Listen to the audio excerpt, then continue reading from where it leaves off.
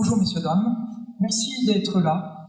Alors cet après-midi, nous allons rendre hommage à Jacky Petitjean, pour faire un clin d'œil. Il nous a quittés en janvier 2020. Et comme il aimait le partage, ceux qui parleront de lui dans un premier temps, et ensuite, eh bien, nous proposerons des morceaux. Deux mots, musique et poésie. Deux mots qui suffisent à Jacky pour se délivrer de sa réserve. Il a enveloppé de ses mélodies les poèmes écrits par des poètes illustres, par des figures illustres telles que Clément Marot, Luz Labbé, en passant par les poètes maudits, ou encore Prévert, ou Charles Cros. Je vais d'abord lire un premier poème de Jacky qui figure en tête du recueil de poésie. Nul ne juge, ni ne blâme l'homme, sa vie, son âme. Fait justice des idées, des principes hérités. Humble soit et point n'oublie que long est le temps d'une vie, et incertain ses nombreux chemins.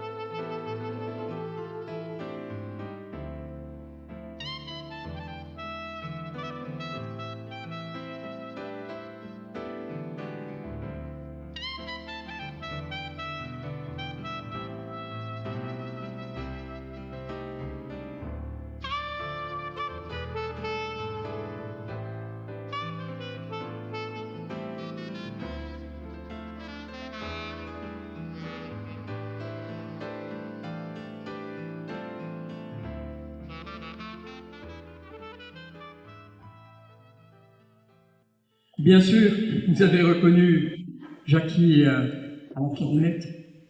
Il jouait aussi du saxo et du piano, puisque lorsque vous l'avez vu en concert, mais il faut dire que pour le piano, il l'a fait en autodidacte. Et ses goûts, au point de vue musique, étaient très éclectiques. Effectivement, il aimait aussi la musique classique.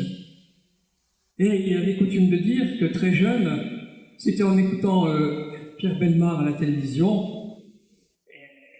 Au début donc, de l'émission, il y avait la petite musique de nuit de Mozart. Et effectivement, il aime beaucoup Mozart. D'ailleurs, dans un de ses poèmes, on voit la trace de Mozart. Et donc, tout enfant, il s'endormait les mercredis, il attendait tous les mercredis justement pour l'émission, pour entendre cette petite musique de nuit.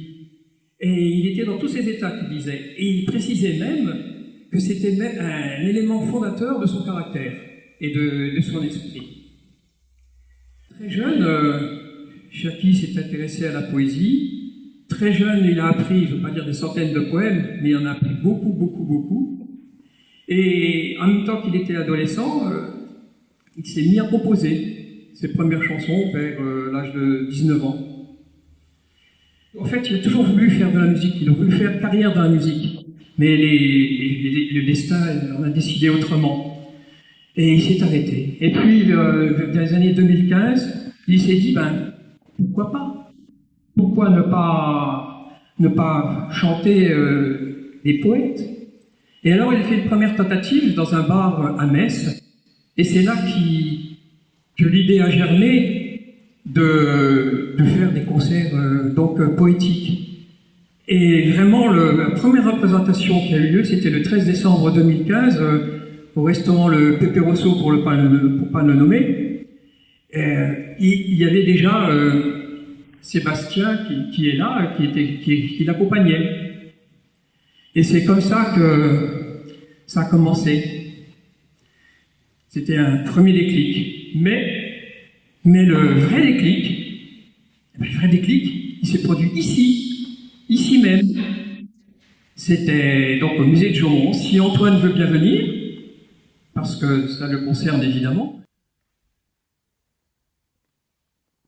Si tu veux bien prendre place. Tu restes debout ? D'accord. Jackie était venu, bien sûr, écouter les heures musicales. Il disait, je ne sais pas pourquoi, mais une force m'a poussé et je suis allé voir Antoine Diduch. Et c'est là que je te laisse la parole pour continuer.